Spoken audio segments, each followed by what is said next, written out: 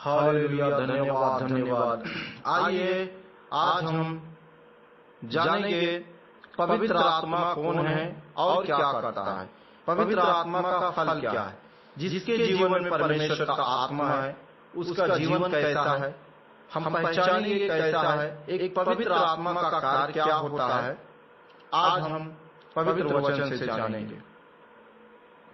आइए हम प्रार्थना करते हैं। प्रभु धन्यवाद धन्यवाद, पवित्र आत्मा धन्यवाद। पवित्र आत्मा जी, हम आपकी अगुवाई मांगते हैं। पवित्र आत्मा जी, आज अपने इस वचन का प्रकाशन दीजिए जिससे कि हर एक वचन की गहराई तक पवित्र आत्मा जी आप मुझे लेके चलें और हर एक वचन का अर्थ और शब्द बताएं। मेरे ओठों को आप छू लीजिए पवित्र आत्मा जी, मेरे मुंह के द्वारा आप बातें करें, हमें भी समझाएं और दर्शक लोगों को भी समझाएं, जिससे कि आपके हर एक वचन के अनुसार अपने जीवन को बिताना चालू करें और अनुभव करें पवित्र आत्मा जी आपकी सामर्थ्य से हम बलवंत और फलवंत होने पाए। पिता धन्यवाद, यीशु के नाम मांगते हैं, आमीन। पवित्र आत्मा परमेश्वर है। इस दुनिया में पाप की जिंदगी से इंसान को बचा के रखने के लिए परमेश्वर की दी हुई एक शक्ति है।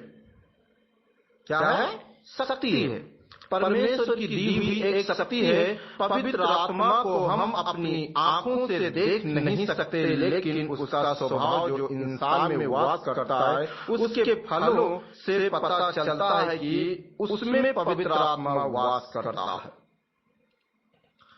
उसके स्वभाव से, चाल चलन से आप पता कर लेंगे कि पवित्र आत्मा इसके अंदर वास करता है। जब यीशु इस धरती पर था और स्वर्ग जाने से पहले यीशु ने वायदे किए, मैं जाने के बाद पवित्र आत्मा को भेजूंगा। और प्रभु के वायदे के अनुसार प्रभु ने स्वर्गारोहण के 10 दिन बाद पवित्र आत्मा धरती पर जो यीशु मसीह पर विश्वास करते थे उन पर वह आत्मा आ गया। पवित्र आत्मा विश्वास करने वाले व्यक्तियों में पाप, न्याय और अधर्म के विरुद्ध निरंतर करता है। कहाँ तुम्हें जाना है, कहाँ नहीं जाना है, ये बात भी पवित्र आत्मा अगुवाई करता है और प्रार्थना आराधना के लिए हमें मदद करता है। पवित्र आत्मा हर कामों के लिए हमारी मदद करते हैं। आइए पवित्र आत्मा को हम जानेंगे। किस व्यक्ति के पास पवित्र आत्मा होता है, उसका पहचान क्या होता है, पवित्र आत्मा का स्वभाव क्या होता है, आज हम परमेश्वर के पवित्र वचन से जानेंगे। पहला कुरिन्थियों 13 अध्याय 4 आयत से हम पढ़ेंगे। एक पवित्र आत्मा पाया हुआ व्यक्ति के अंदर बदलाव क्या रहता है, उसके स्वभाव से आप जान जाओगे कि सच में परमेश्वर के दास हैं और परमेश्वर के लोग हैं। इसके अंदर परमेश्वर का आत्मा वास करता है। उसका चिन्ह क्या है? आइए उसका स्वभाव क्या है? जब पवित्र आत्मा आएगा आपके ऊपर तो आपका स्वभाव, आपका चाल चलन, आपका बोलने की जरिया सब कुछ बदल जाएगा। इस वचन से हम जानेंगे।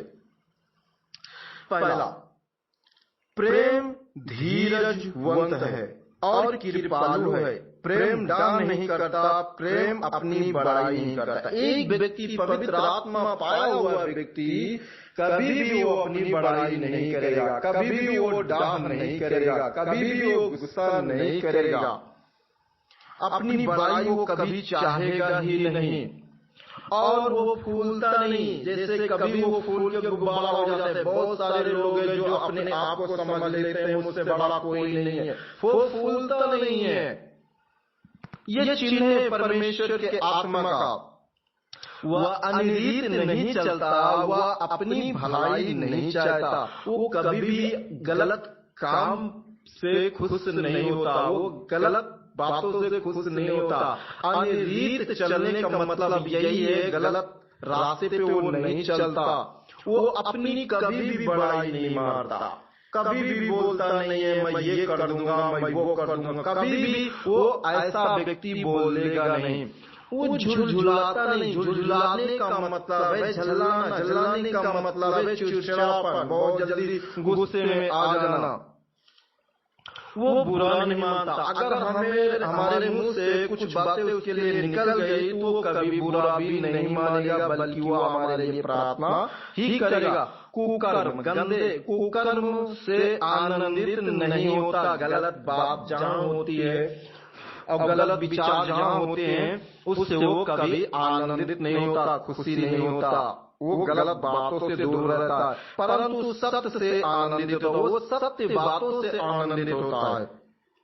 जहाँ सच्चाई है वहाँ वो आनंद से रहता है। वह सब बातें सह लेता है, हर एक बात वो सह लेगा, कभी आपको उल्ट के जवाब नहीं देगा। सब बातों को की प्रतीत करता है, सब बातों को आशा रखता है, सब बातों में धीरज धरता है। वो हर एक बात में, हर एक बातों में धीरज और आशा रखता है, उस रुका रहता है। वो कभी भी निराश नहीं होता। प्रेम कभी टलता नहीं। अगर उसके अंदर प्रेम है तो कभी टलता नहीं। भविष्य बारियां हो तो समाप्त हो जाएगी, अगर भविष्य बारियां हो तो समाप्त हो जाएगी, भाषाएं हो तो जाती रहेगी, ज्ञान हो तो मिट जाएगा, क्योंकि हमारा ज्ञान अधूरा है और हमारी भविष्यवाणी अधूरी है। परंतु जब सर्व सिद्ध आएगा तो अधूरा मिट जाएगा। जब मैं बालक था तो मैं बालक के समान बोलता था, बालक का सा मन था, बालकों की सी समझ थी, परंतु अब सियाने हो गए हैं तो बालकों की बातें छोड़ दी। अभी हमें दर्पण में धुंधला सा दिखाई देता है। जब हमें कुछ बातें याद आ जाता है तो हम सोचते हैं हम बहुत बड़े हो गए हैं। जब हम बालक थे तो सुनता था, चलता था, जैसे कहते थे वैसे काम करता था। उसी बालक की तरह हमारा मन होना चाहिए।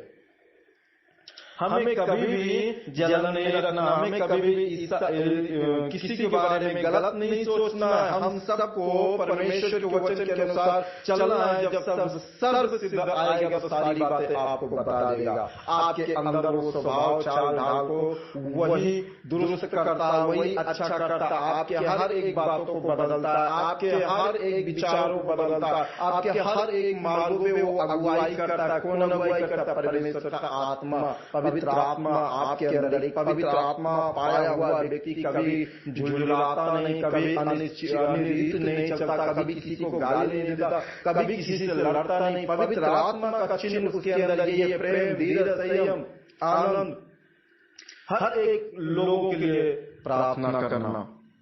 यह है पवित्र आत्मा का कार्य। पवित्र आत्मा जी हमसे यही चाहते हैं। पवित्र आत्मा जिस व्यक्ति में वास करती है वो खुद को समझ लेता है, दूसरे लोग उसको देख और समझ नहीं पाते। पवित्र आत्मा हमें अनुभव और शांति और आनंद प्रदान करते हैं। इसलिए पवित्र आत्मा की शक्ति और सामर्थ्य के लिए आपको पवित्र आत्मा मांगना जरूरी है।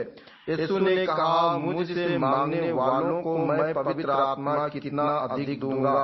पर पवित्र आत्मा का फल प्रेम, आनंद, धीरज, कृपा, भलाई, विश्वास, नम्रता और संयम है। यह चीज हम सब के अंदर होना चाहिए। जब हम पवित्र आत्मा पाए हैं तो ये सारा स्वभाव हमारे अंदर होना चाहिए।